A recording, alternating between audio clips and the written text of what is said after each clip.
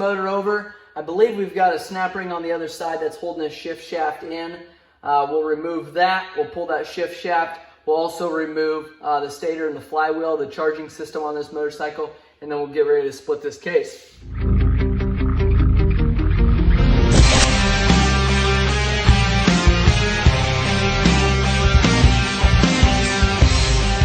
We got the stator side here, the flywheel. Underneath here is where you would find top dead center. Remove that cap there. Remove these two larger Phillips here, the GIS bolts here. Looks like a little emblem here. I'm gonna go ahead and remove this and show you. This is what you would use to turn the motor over to find top dead center. So remove these. Underneath there, you've got a seal, an O-ring seal there. And this is what you use to turn the motor over. 14mm socket here, and you want to turn it clockwise. So you can go ahead and remove that, and that'll tell you where you're at for top dead center. Now, to get into the charging system, you don't actually have to remove any of that. I just wanted to show you what that looked like underneath of there. Allen bolts all the way around. I'm going to start taking those apart there. Okay, we'll go ahead and remove this cover here.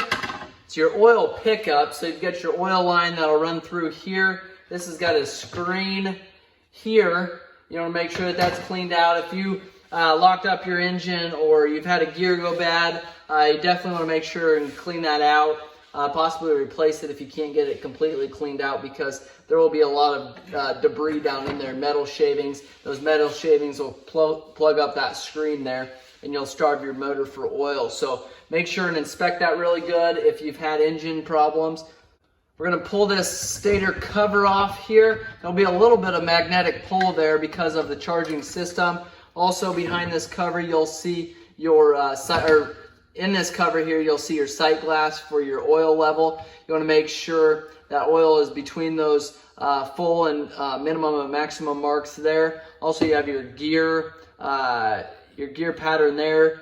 First, neutral, second, third, fourth, fifth. So check those out. We've got your charging system here, and there's your stator. Again, this is the other side of your sight window there. You've got your pulsar wires and stuff like that. We'll set that aside. And we have got your starter gear here. This is your idler gear. Just a small gear on this side, and then a larger tooth gear on this side. All one piece there, besides that shaft that'll slide back and forth. Again, flywheel here. Inspect these weights. I'll show you how to remove that.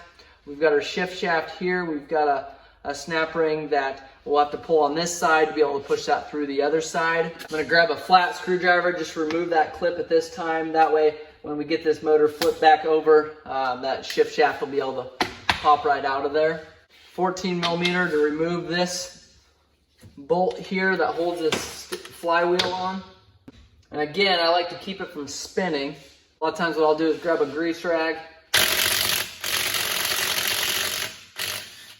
spin that off. We don't want that motor turning over because we still have the rear cam chain that'll go down into that motor.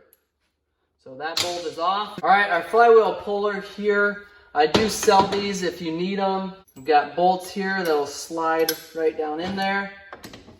I like to make sure that these are long enough. Now, on this one here, you actually have to take your bolt, put it back in. I removed the washer off there. You wouldn't necessarily have to.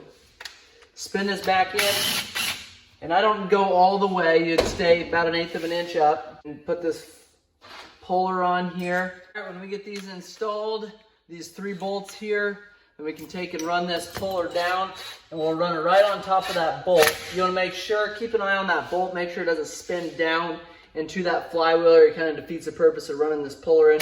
Go ahead and tighten this up. You want to watch your fingers, so if that does pop up, it doesn't come up and slam against your hand. Now, a lot of times I'll take a hammer then, slam on the end of it. That'll pop that right off of there. So grab our 10mm, loosen this all up again. And we're done with our flywheel puller on this motor. I'm going to remove this bolt. Now we can take and pull our flywheel up. Now be careful pulling it up. You've got a bearing in behind there. And it's got rollers in there that can pop out of place. So I like to try to keep those together. They're kind of a pain in the rear to get back together again. So most of the time what I do is I'll take this gear and put it back on that bearing. That's a one-way bearing, so it'll actually only spin one direction. And if that's not functioning properly, you want to make sure that you replace that bearing. Got a Woodruff key also that holds that flywheel in place so that flywheel doesn't spin. We've got a rear cam chain guide down there, 10 millimeter. And you can see what I was talking about here. If this cam chain twisted down in here, it could break this case right there. So that's why I was telling you to be careful of that. Take our slide it out of there. Put that with the rear cam chain part.